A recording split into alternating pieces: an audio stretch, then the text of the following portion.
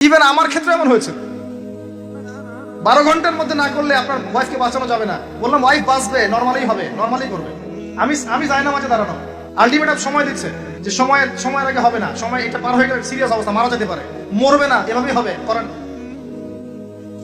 এভাবেই হয়েছে।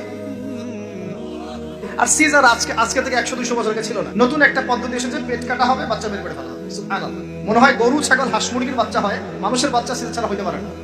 এটা যে শেষ জামানের হাদিসে আছে, আপনাকে বললে আপনি বিশ্বাস করবেন?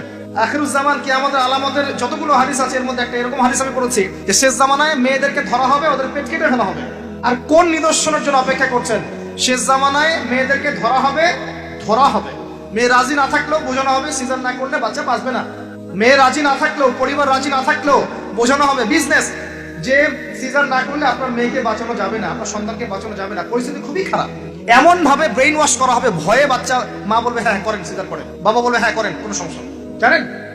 এবং এর পিছনে 1 লাখ টাকা, 2 লাখ টাকা, 5 লাখ টাকা নির্দ্বিধায় খরচ করা হবে। বিজনেস, টোটাল বিজনেস একটা। ক্রিটিক্যাল অবস্থা এক জিনিস, আর নর্মালি সবাই গণহারে সিজার করছে আরেক জিনিস। এটা টোটালি একটা ব্যবসা এবং পুরো মানব জাতিকে ধ্বংস করার প্ল্যান। এটা জুলুম, মেয়েদের উপর একটা জুলুম। শেষ জামানে হাদিস এসেছে যে আখিরুজ জামানে মেয়েদেরকে ধরা হবে, মানে মেয়েরা ধরা দিবে না, ধরা হবে, পেট কেটে ফেলা হবে, এর ভিতরে যা আছে ওকে বের করে ফেলা হবে। স্পষ্ট টাটকা হাদিস, কেউ দলিল চাইলে আমাকে নক করেন, আমি দিব দলিল। কোন সময়ের জন্য অপেক্ষা করছেন?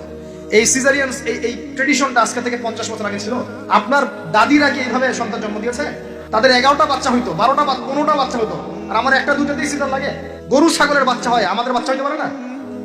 সুবহানাল্লাহ, সুবহানাল্লাহ। আমি কথাটা এই জন্য বললাম যে যারা পুরুষ আছেন আপনারা এবং যারা সন্তানের বাবা হচ্ছেন, আপনারা আপনাদের স্ত্রীদের জীবনটাকে এভাবে ধ্বংসের মুখে ঠেলে দিন না, ওদের উপর জুলুম করেন না। আল্লাহ পাক প্রাকৃতিক নিয়ম দিয়েছেন, এভাবেই বাচ্চা হবে ইনশাআল্লাহ। ক্রিটিক্যাল অবস্থা এক জিনিস, একটা ক্রিটিক্যাল সিচুয়েশন হয়েছে, তখন আপনি করতে পারেন, সেটা আলাদা বিষয়। নরমালি এমন একটা ট্রেডিশন বানাচ্ছেন কেন?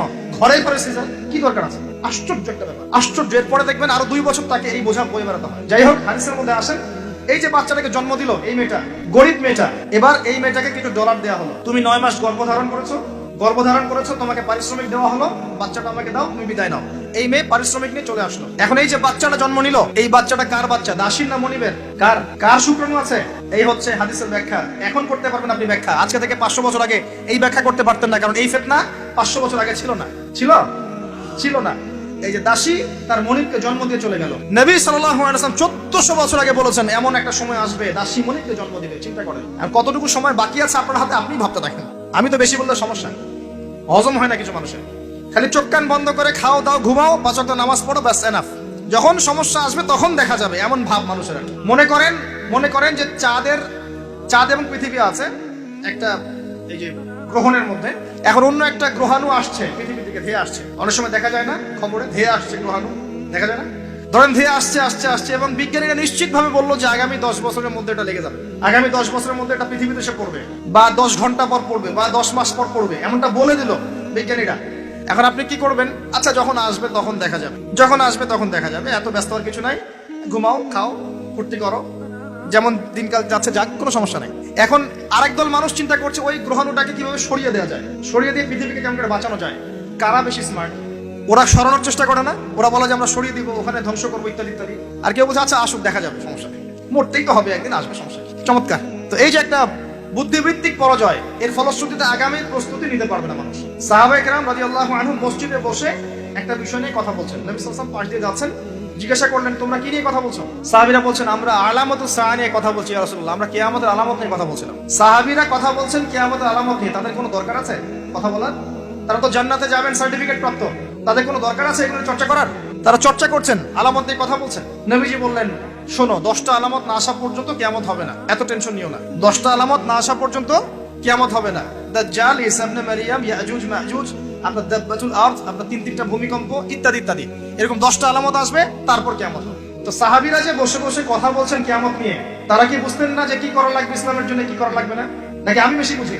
তারা কি জন্য কথা বলছিলেন? কারণ তারা আগামীর প্রস্তুতি যাতে গ্রহণ করতে পারে। কেউ যদি মৃত্যুর আলোচনা করে, পরকালের আলোচনা করে, শেষ জামানের কথাবার্তা বলে, আলোচনা করে, এটা কি এই কারণে যে মানুষ হতাশ হয়ে বসে থাকবে, নাকি এই কারণে বরং তারা আরো উজ্জীবিত হোক এবং সময়টাকে কাজে লাগাক, আগামীর দিনগুলোকে ইবাদত করে কাটিয়ে দেয়? কোনটা উদ্দেশ্য কোনটা? কিছু মানুষকে বোঝানো যায় না, কারণ লাহুম কুলুবুন লা ইয়াফকাহুনা বিহা, কলব আছে উপলব্ধি করে না। ওয়ালাহুম আযানুন লা ইয়াসমাউনা বিহা ওয়ালাহুম আ'য়ুনুন লা ইউবসিরুনা বিহা উলাইকা কাল আনআম বাল হুম আদাল ফাউলাইকা হুমুল গাফিরুন। আমার আগের যে লেকচার ছিলেন এই আয়াতটাকে তেলাওয়াত করেছেন না? শুনেন, আমি শুনছিলাম ওখান থেকে। তো এই ব্যক্তি জিজ্ঞাসা করছেন কিয়ামতের আলামত বলেন। নবীজি দুইটার মধ্যে একটা বললেন, এটা দাসী তার মনিবকে জন্ম দিবে, যেটা আপনি এখন দেখতে পাচ্ছেন।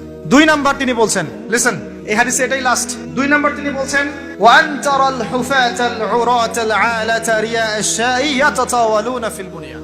যখন তুমি দেখবে যে সমাজের সবচেয়ে দরিদ্র শ্রেণীর মানুষ, যাদের পায়ে স্যান্ডেল ছিল না এবং গায়ে কোনো জামা ছিল না, পায়ে স্যান্ডেল ছিল না, কত দরিদ্র চিন্তা করেন, গায়ে জামা ছিল না, কত দরিদ্র চিন্তা করেন, এরা ইয়াতাতাওয়ালুনা ফিল বুনিয়ান, উঁচু উঁচু অট্টালিকা নির্মাণের প্রতিযোগিতা করবে। প্রতিযোগিতা, কম্পিটিশন। নির্মাণ করবে এটা বলা হয়নি, কম্পিটিশন করবে। তোমার 10 তো আমার 15, তোমার 15 আমার 20, তোমার 100 আমার 200, কম্পিটিশন করবে।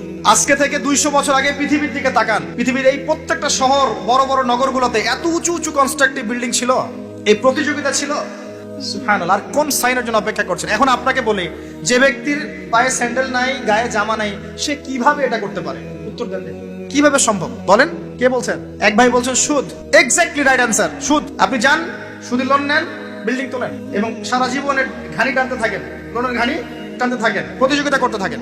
সুদের মধ্য দিয়ে বড় লোকের কোনো ক্ষতি হয় না, বড় লোক আরো ধনী হতে থাকে, সুদের মধ্য দিয়ে দরিদ্র আরো দরিদ্র হতে থাকে। ব্যাংক ওই যাকে লোন দিয়েছে ওর রক্ত চুষবে, আর এ যে লোন নিয়ে বাড়ি করেছে এ ভাড়াটিয়া রক্ত চুষবে, আর ভাড়াটিয়া ভাড়া দেওয়ার জন্য দুর্নীতির আশ্রয় নিবে, অসৎ পথে যাবে, সমাজের কাঠামোটা কলাপস করে দেবে। একটা প্রবলেমের সাথে আরো অনেক বিষয় জড়িত থাকে।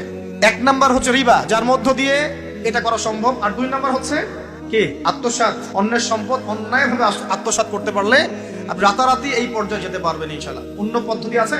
একজন মানুষ হালাল খেয়ে হালাল খেয়ে হালাল পথে থেকে খুব সহজ এরকম 10, 20, 50 তলা বিল্ডিং করা খুব সহজ? এত সহজ না, এত সহজ না। এই হাদিসে নবী সাল্লাল্লাহু আলাইহি ওয়াসাল্লাম এই 2টা আলামত বলেছেন।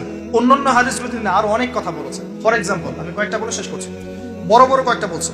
ফর এক্সাম্পল, শিরক বেড়ে যাবে। কি বেড়ে যাবে? শিরক বেড়ে যাবে। ভণ্ড নবীদের আগমন ঘটবে, সময়গুলো সংক্ষিপ্ত হয়ে আসবে। একটা বছর একটা মাসের মতো চলে যাবে, একটা মাস একটা সপ্তাহের মতো চলে যাবে, একটা সপ্তাহ একটা দিনের মতো চলে যাবে। সময়কে দ্রুত যাচ্ছে না? আপনি কি বুঝতে পারছেন সময় দ্রুত যাচ্ছে? চাঁদ দ্বিখণ্ডিত হয়ে যাবে। চাঁদ কিন্তু দ্বিখণ্ডিত হয়ে গেছে, চাঁদ দ্বিখণ্ডিত হয়ে গেছে। সূরা কমারের 1 নম্বর আয়াত পড়ে দেখেন। বেশি বেশি আল্লাহর গজব আসবে, মহামারী আসবে, ঝড়, জলোচ্ছ্বাস, প্রাকৃতিক দুর্যোগ বেশি বেশি আসতে থাকবে এবং এমন এমন সব রোগের আবির্ভাব ঘটবে যেগুলো কখনোই ছিল না পৃথিবীতে।